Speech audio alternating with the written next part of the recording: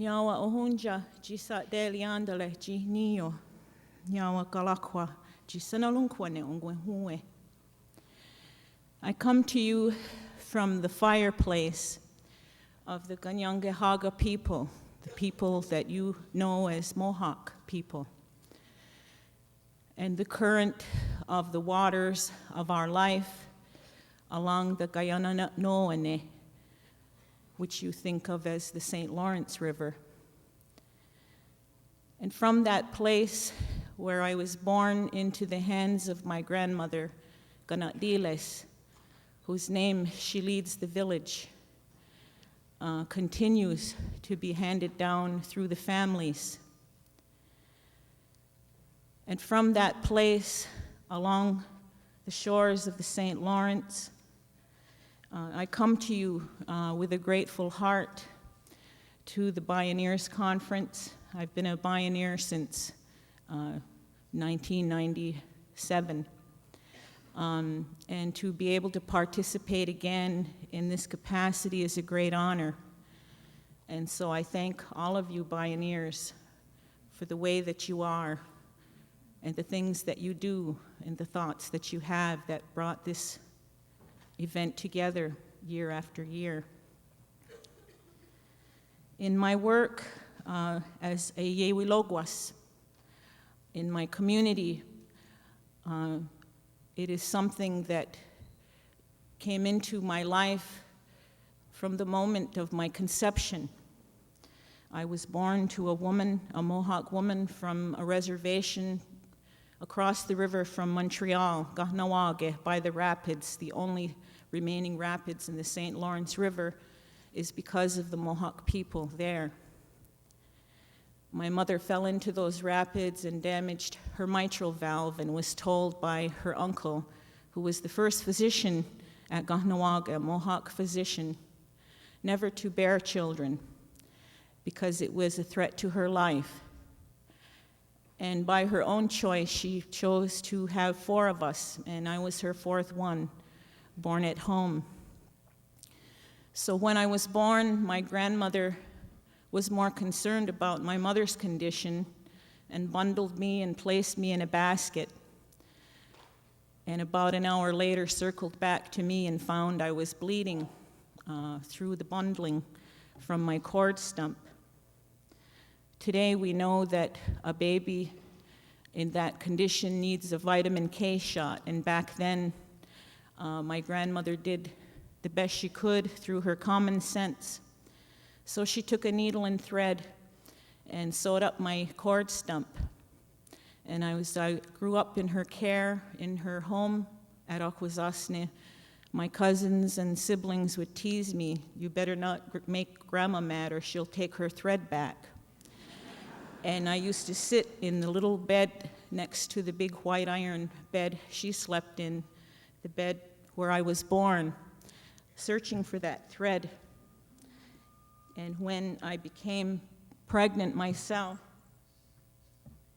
at the age of 23, I found that thread in the awakening that a new mother experiences.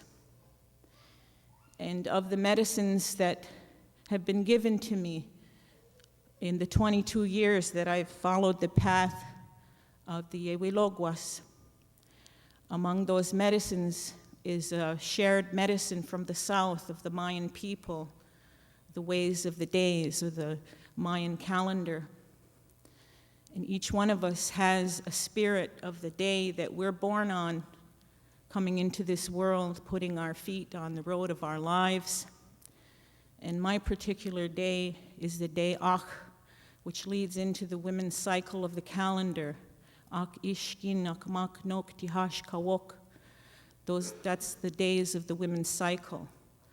And so the purpose of my being here in this earth and on having this life, a gift from my mother, is to awaken the women, awaken them to their power and to the meaning and purpose of life itself. And so I thank my grandmother and my mother for the possibility to be here and to do the things that I do in my community. I'm more comfortable standing in front of you. And so I was asked to be here, and I'm humbled by the extraordinary speakers of this morning, the beautiful things that they said, the brilliance of their knowledge. And so I thank them for their comments and their teachings and the many books that they've written and the things that they do. In my work at Akwesasne, it became clear to our community over time that we are in a veritable sink for the Great Lakes Basin. If you look at a map of this world, you'll see that 25% of the fresh water on this earth is located in the Great Lakes Basin, the sweet water seas that carry out to the great ocean, the salty waters. And everything that flows through us, we're a sink where all of those byproducts of industry settle and bioaccumulate, biomagnify, move through the food chain, that sacred web of life that we're a part of as human beings. And so it was as a midwife delivering 3 and 4 babies to one family who lived within a mile of a site that was designated a Superfund site in 1983. We're the largest dump of PCBs in the country at Akwesasne. And it was the mother's question, is it safe to breastfeed, that I had no answers for. And so began to network in the academic community and in my own community to find answers. And so that work that began through the women in the 80s is now emerged into the first human health study that's ever been undertaken at a Superfund site. One of 3 model projects funded by the National Institute of Environmental Health Sciences, Environmental Justice, Partnerships for Communication, where we bring together the combined capacity of health research scientists, community members, and healthcare providers. And so that interaction has yielded great fruit in the improvement and empowerment of our community's understanding, a model of health realization in community empowerment, where we're all sharing equity and power, authorship of scientific papers, where women themselves, Mohawk women, are co-investigators of scientific research. And so that's the strength of the women that has enabled that kind of model to develop. And from any research process, interventions have to be put into place so that the people can benefit, so that the people may live. And so it became clear to me in the process of empowering women one at a time, a family at a time, a community at a time, through the birth process, that we needed to develop our own models of birthing care. Because to me and to you women who have been empowered by your births, you know that life itself speaks to us, that our bodies are the doorways through which human beings come from the spirit world to this one, and that the capacity and power in that moment of birth is available to us as women, as families, as relatives, to find our strength and the wisdom and the stories of the people, as the young woman dancer so eloquently concluded. The stories of the people, of my people, begin with a pregnant woman, Yoji Jisoo, her name meaning she's mature flowers. Those names that have to do with the flowers have to do with the medicines. And so in our creation story, where our people come from, was from a world in the sky where a chief who had a dream needed interpretation as to why the tree of life at the floor of this world in the sky was withering and dying, these sacred fruits that were withering. And it was Yojijisu who came and, in relationship to this chief, conceived a life. And in her curiosity and hunger, she went to that tree and dug from the roots, and in doing so uprooted that tree. And there was a hole in the floor of that sky world. And as she looked down, she leaned down, she fell through that hole, and as she fell, her fingernails grasped seeds and bits of sacred things that we use still today here in our ceremonies and in our communities to communicate back to that world where that vision, that dream of continuance of life began. Our sacred Indian tobacco, our corn, beans, squash, all of those things that we still hold as Aboriginal people, as people who remember a creation story. And so each one of us, we are characters in that story. As that pregnant woman fell through the sky, she saw below her a great ocean, and it was on the back of a turtle. She landed with those seeds under her fingernails, and it was with the help of the muskrat who dove to the bottom of the ocean and brought up a clump of earth and placed it on the back of that turtle. And the sky woman danced in the direction the sun goes around that earth, planting those seeds. And as she danced, her daughter was born. And her daughter, too, continued to keep the world growing by that dance, that women's dance that we still do today in our longhouses to recognize the responsibility of the women to the earth and to life itself and our relationship to this universe. And so her daughter became pregnant as she grew into a young woman by a male being. Some say it was the west wind. And she bore twins.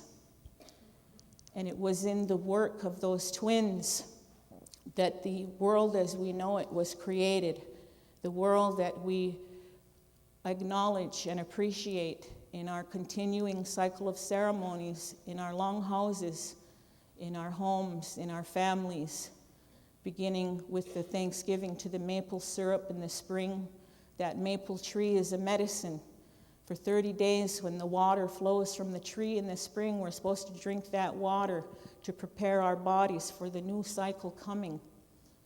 And on into the seasons, the thanks to the berries, the strawberry, the leader of all the berries, Thanksgiving to the green corn, the thunder beings, the harvest, recognition of this great cycle of life that was put in place by our original mother. And so we have that responsibility that generation to generation we continue to uphold, even in the midst of many oppressions, of government policies of the past that still create confusion in our people today. But I was lucky to be born into a generation that includes individuals like John Mohawk. I wonder, John, are you here?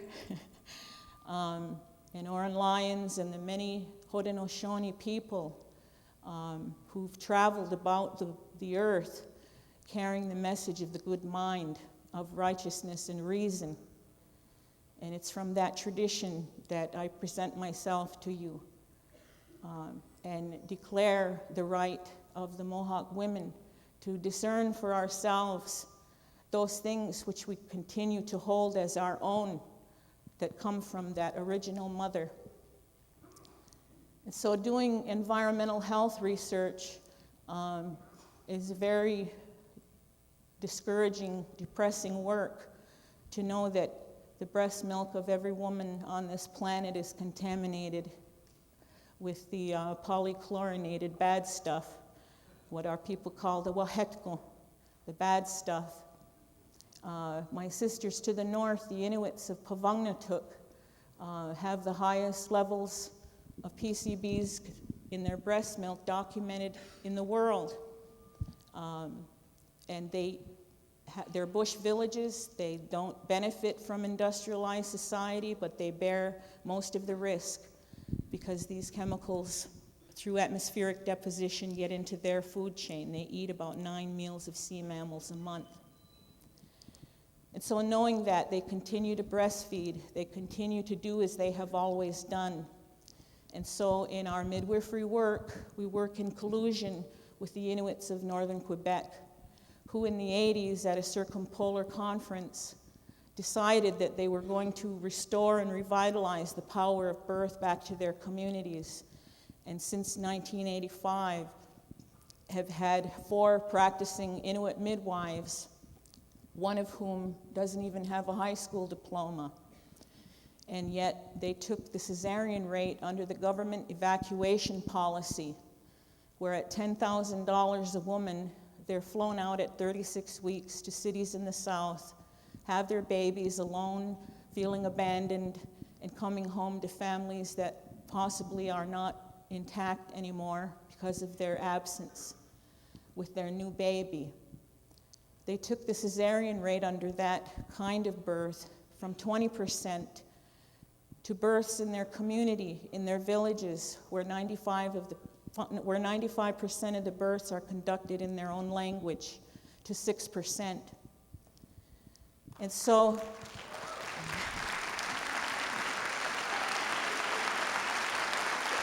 I'll send them this tape.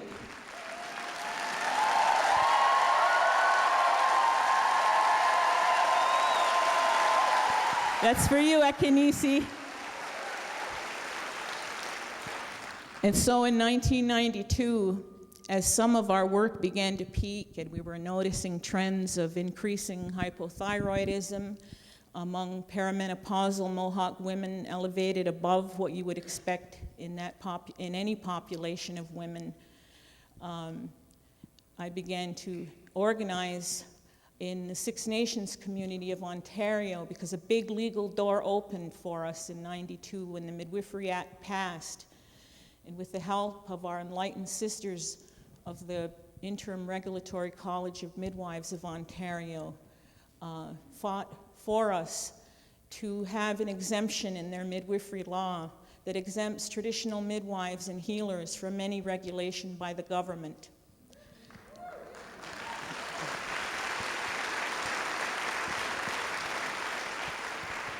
And so today at Six Nations stands Jinue Yunagalatsta, the place where they will be born.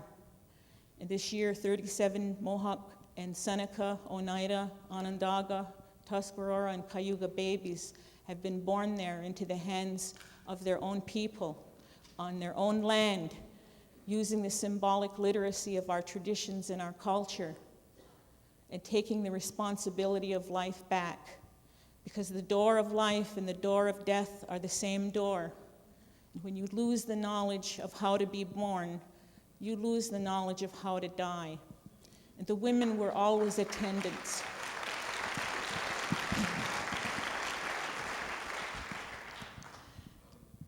I know that here in California, in enlightened communities, birth is nothing new. Home birth has always seems like been a part of your reality, that many of you here have had babies, your babies at home. But in Indian communities, we're medically underserved, and we suffer from the colonial ideal that who we are and what we know has no value. And certainly Bioneers can relate to that. And I admire and appreciate and draw inspiration from the presentations this morning and how science can be used as a tool to open those doors that we need to open again. So this year, Quebec organized to, for the last 3 years, have been doing pilot studies on midwifery. Everywhere in the world, jurisdictions are starting to professionalize midwifery. And the problem has been that Indigenous people everywhere have barely had time to catch up to the traumas of industrialization and the impact on our lives as families and as individuals. And here comes a law that will take from us one of the few remaining strengths that we have, that I can stand here before you and say that the Mohawk people have never lost the knowledge of birth, and what we hope to restore is the practice of it.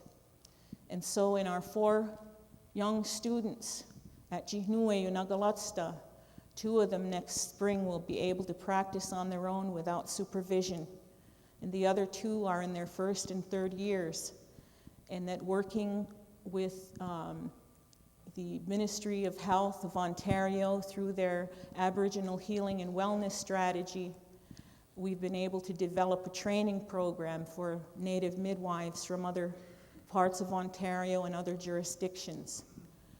And so that is a form of remediation to Mohawk women who suffer further loss of self-esteem, knowing that this breast milk, this sacred part of our bodies that exists to feed and nourish our young, it is a representation of mother's love, has been contaminated by industrial society.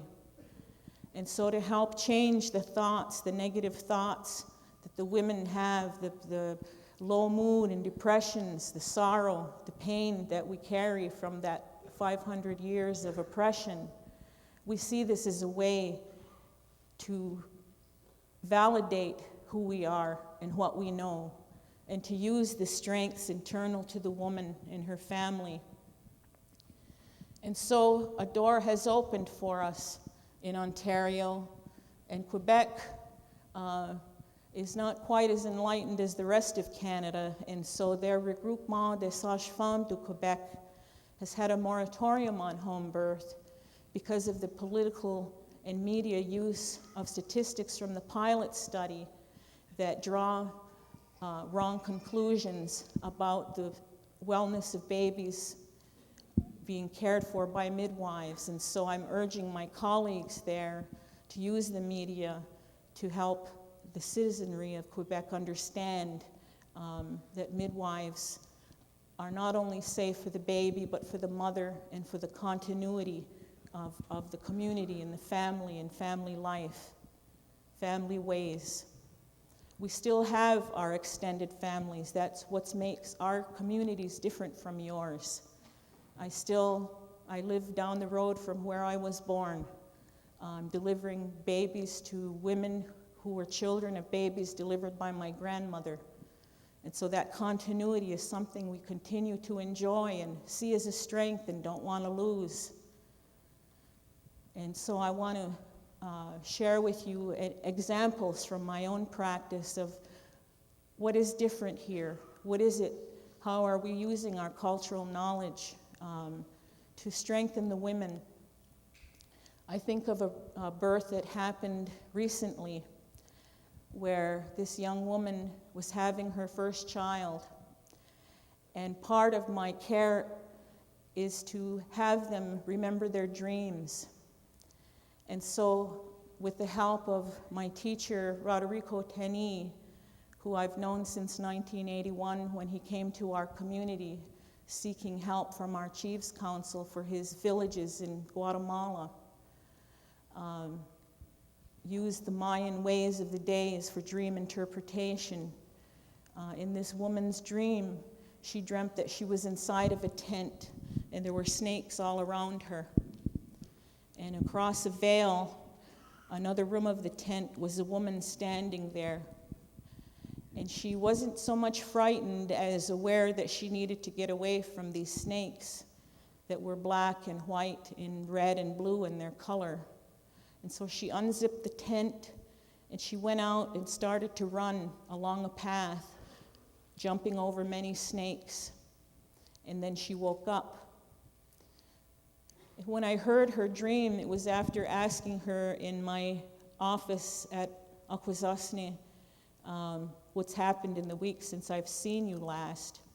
And she said, oh, nothing. And then you sit and visit and have tea with her and her mother, and pretty soon this dream emerges. And then before giving her an interpretation, ask her again, has anything unusual happened to you in this week? And from going to a place of saying, oh no, nothing's changed, I'm fine, she remembers that she was in a car accident where she was at a stoplight in a car full of friends. She was behind the passenger side in the back seat, and they were stopped at an intersection, and a man hit them from behind enough to make her head whiplash, and she knew to put her hands forward so that she didn't have an impact in the front. And I asked her, what was your first thought? She says, well, of course, my first thought was of my baby's safety. But when I did that, I knew that there was nothing wrong, and so I worried about my friends, because some of them, their heads hit the dashboard. And when you go to an obstetrician, they'll tell you, unless there's been spotting or bleeding or leaking of amniotic fluid, everything's fine. But in our ways, and in the ways of Indigenous people to the south, there's a condition they call susto, or fright. And when the fright happens in the pregnant woman, it happens to two people. And the fright to the baby is a double fright. Not only does the baby have its fright, it has its mother's fright. And so the snake is a being who moves about the earth and is in a close relationship with the Mother Earth. The snake deserves a lot of respect for the knowledge that it has. And I have a lot of respect to knowing that that snake is a protector, is a being that warns, gives a warning. And so already that dream had fulfilled itself. But inside of her dream was an image. When she was still inside that tent, she saw a great white feathered serpent. The serpent showed itself to her. It was white and had feathers coming off its head. And I knew this was very unusual because in the Mohawk tradition, we don't have feathered serpents. That's a being that is a great being from the Mayan people and the people of the south in Mexico, Quetzalcoatl. And so it just so happened, as the medicine of time itself works, Roderico came to my practice as part of a Healers in Residence program in my Iroquois program. And he interpreted the dream that she would have the strength to overcome this accident, and that as she was able to express the accident in my clinic, she realized that it was a trauma and was able to cry and be comforted by me and her mother.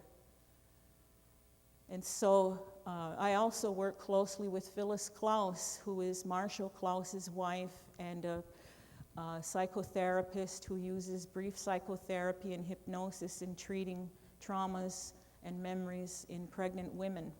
She does remarkable work, and I consult with her by phone, and so using some of her techniques was able to undo some of the fright of that woman's experience. But what troubled me is the image of unzipping that tent to me meant she was going to have a cesarean section. And so I told her, you should have a ceremony in your family. She comes from a leader family within our longhouse. Her brother is a well-known practitioner of the medicine societies. And so they did that for her. And though she struggled through a long labor, she did end up having a cesarean. But even in the process of the kind of care she received, she was able to maximize the cultural power available to her to accept the outcome of the cesarean and to be grateful for her child, because even Roderico will say a pregnancy is a great voyage. It's like you go across the ocean in a canoe and you get 5 miles from shore and a yacht comes to pick you up. It'll turn around, look behind you. You made it that far. Some women don't. Babies still die. Women still die in pregnancy in this world. And so we're humbled by the common sense of the ways that our people still continue to follow and use. Because if you don't use your knowledge, you don't use your rights, you lose your knowledge and you lose your right. And so in Quebec, we had interventions along the process of the development of their midwifery law, and went in front of Madame Pauline Marois of the Ministry of Health there, the Quebec Native Women's Association, and the Assembly of First Nations of Quebec and Labrador. I sent my young apprentice, Galonia Hawi, to speak to them, because it's these young women who've experienced the power of their births who are best able to express it to our leaders, how important and how precious that is. And because of her presentation, the First Nations, the chiefs of the First Nations of Quebec and Labrador, issued a unanimous resolution in support of Aboriginal midwifery in Quebec. And so we're practicing in Quebec.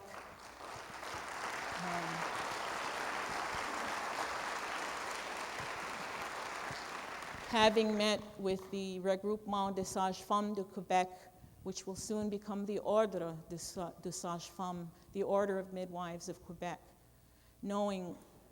telling them that we're not asking you for this right. It's a right we have that we continue to maintain. And so we're working with the Order of Midwives to establish training methods that are community-based and community-driven. I love birth stories and could stand here and tell you many, but the stories of the people, how we're born, are so important and give so much guidance to a child's life. Moments of joy that come in a ceremony. I sat with my cousin, who helps me over the years at these births. A young man, 18 years old, comes in to this ceremony and sat right in front of us all night. What would a young 18-year-old, handsome young man have to do with two relatively older women? We delivered him 18 years ago. And that kind of continuity, our children need it. I know that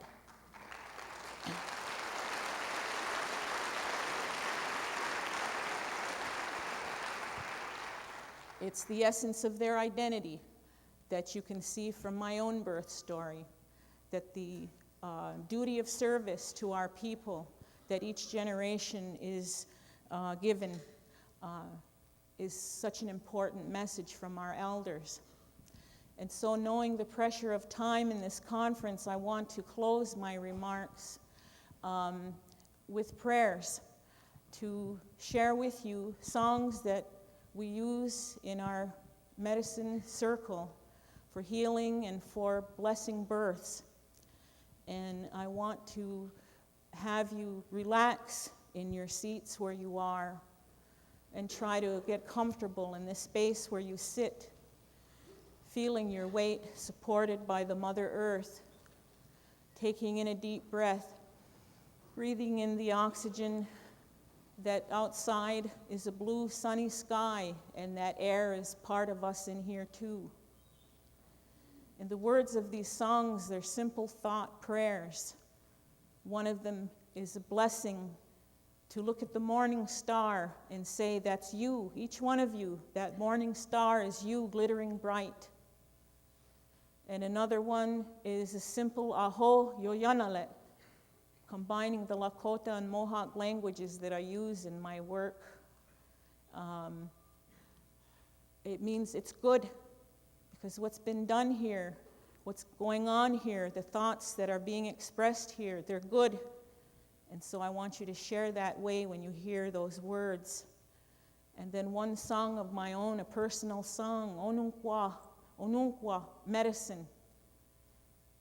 Ganyet Dageha, Yoyanalet, the Mohawk way, it's a good way, the way of the people of the Flint.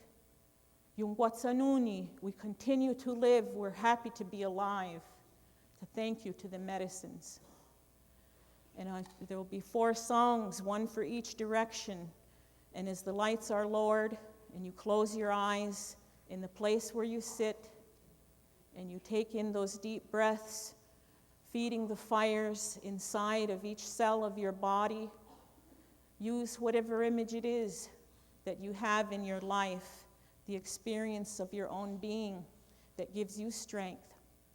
so that these things that have been taught in this morning's session, yesterday's and tomorrow's, will be treated as the prayers that my brother who opened this morning's plenary, that you'll carry with you, that you'll be able to use the higher thinking that human beings are capable of, so that your work will be strong, that your road will be good, and that you'll work with us in continuing to keep the cycles of continuous creation going ahead. And so I would ask the conference organizers to turn the lights way low down, because every ceremony we have where transformation takes place is done, and I'm going to pull you babies out of this dark, wet place, each one of you, that youth inside of you, to be strengthened, to follow your road on this life, on this earth, to be strong, to use your best mind.